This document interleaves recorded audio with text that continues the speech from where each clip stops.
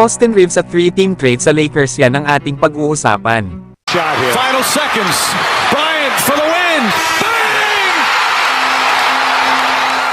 Lakers nagsalita na sa mga NBA teams, especially na sa Atlanta Hawks, na gustong makasama sa trade package itong si Austin Reeves.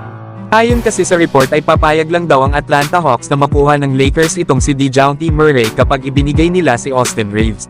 At syempre ay kailangan din ng Atlanta Hawks na magbigay pa ng more value sa Lakers kapag nangyari ito.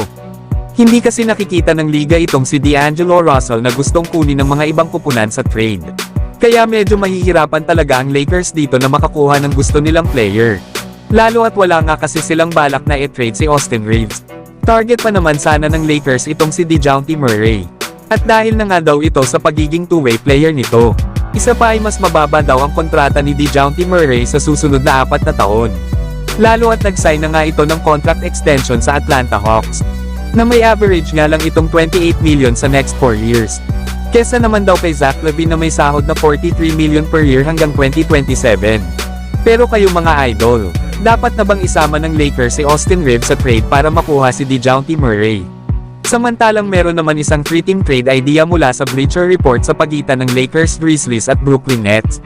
At ito nga mga idol ang nasabing trade idea ng tatlong kupunan, na makukuha daw ng Memphis Grizzlies itong sila Rui Hachimura, Gabe Vincent, Jackson Hayes, Harry Giles III at isang 2029 first round pick. Samantalang makukuha naman ng Lakers itong sila Marcus Smart, Luke Kennard, John Konchar, Xavier Tillman Sr. at si Dorian Finney-Smith.